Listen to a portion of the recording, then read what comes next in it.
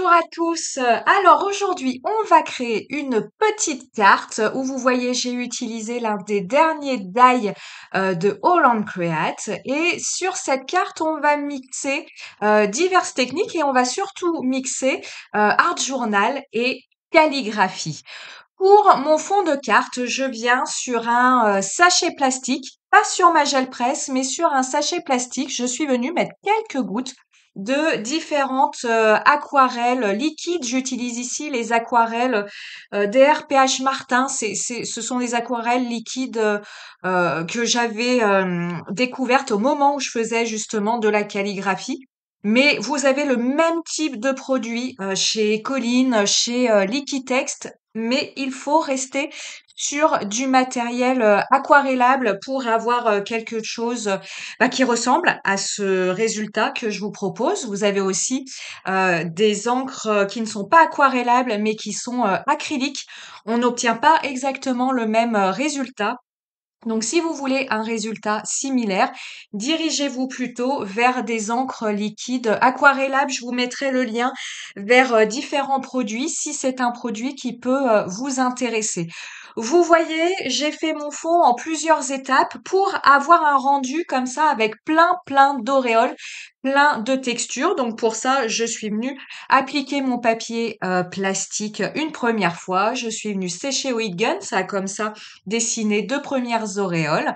Je suis venue refaire la même opération. Je sèche au heat gun et je suis venue pour mettre un petit peu de paillettes dans la vie. Je suis venue après appliquer un spray pailleté Magicals à l'ensemble de mon fond. Ici, alors je suis désolée, vous voyez un petit peu ma tête dans l'écran. La myopie a eu raison de moi. Pour faire cet exercice de calligraphie, je dois me mettre vraiment très proche de ma réalisation, étant donné que je souffre d'une myopie assez importante. Donc je suis désolée. Vous verrez un petit peu ma tête. J'espère que ça ne vous gênera pas trop. Qu'est-ce que j'ai fait au niveau de cette carte, au niveau de ma calligraphie? Je viens, vous voyez, avec ma règle, dans un premier temps, dessiner des repères horizontaux. Ces repères me serviront à avoir des lettres régulières au niveau de la hauteur de celle-ci. Au niveau de la hauteur, j'ai vraiment fait ça à vue de nez. Donc, je trace des repères pour mes petites lettres et puis je trace des repères pour les grandes lettres, c'est-à-dire, vous voyez là, la boucle du bi qui va jusqu'en haut, eh bien, il y a un trait pour que celle du H aille exactement à la même hauteur et j'ai fait la même chose pour les traits qui vont descendre. Je suis ensuite venue écrire au crayon de papier. Vous l'avez vu, hein, j'ai écrit, j'ai effacé, j'ai écrit, j'ai effacé. Le but étant d'avoir une écriture très régulière et puis d'avoir quelque chose de bien centré au niveau de ma carte puisque j'avais fait une première écriture mais je n'avais pas la place de marquer le Y. C'est pour ça vous m'avez vu effacer et recommencer.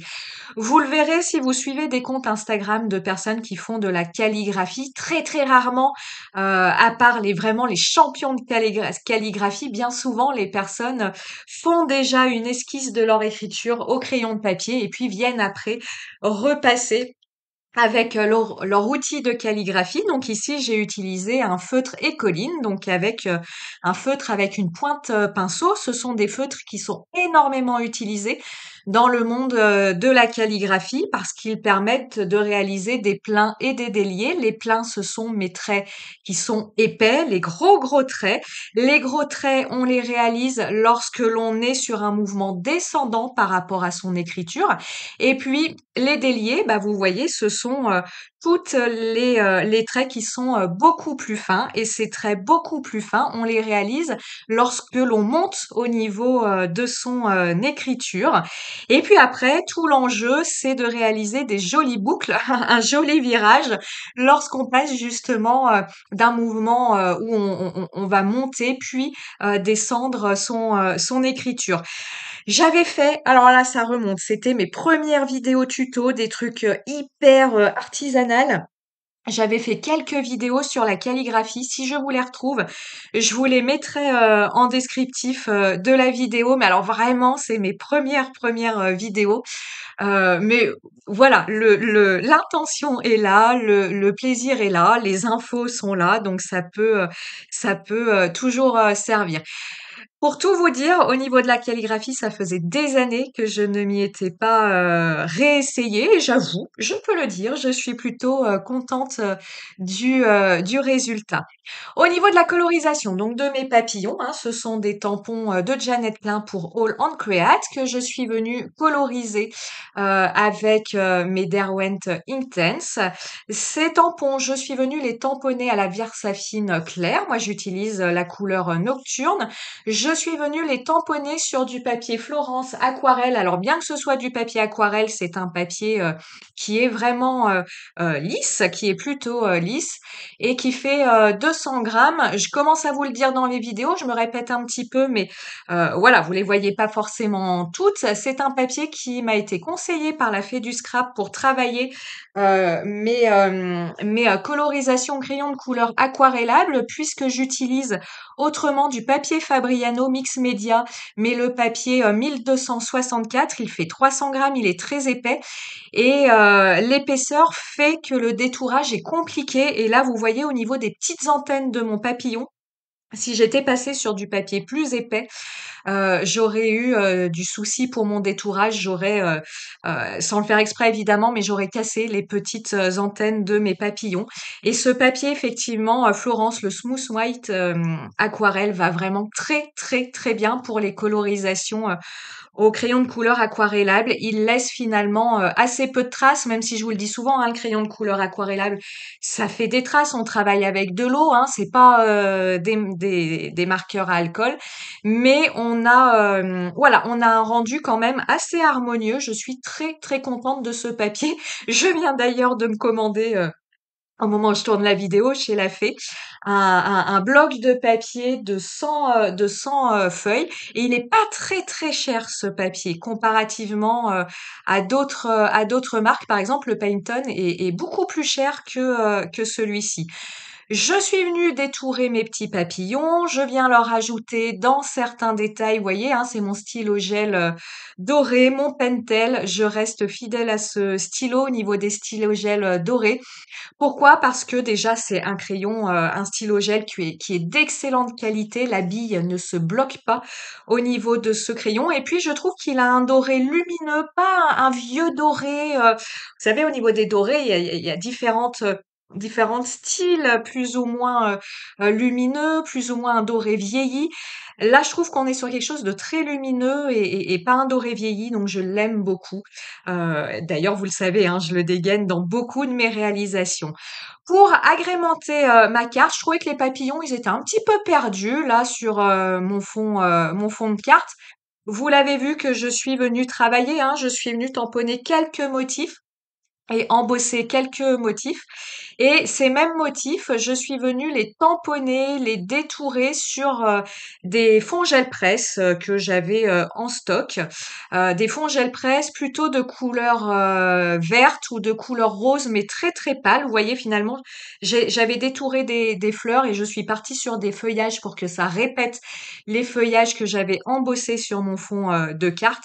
Mais je suis partie, voilà, sur quelque chose de vert, de rose très pâle. Le but étant d'apporter du volume, d'apporter de la texture et surtout, je voulais apporter du blanc dans cette carte parce que j'étais un petit peu étouffée par ce fond. Alors, l'aquarelle liquide, c'est hyper, hyper lumineux.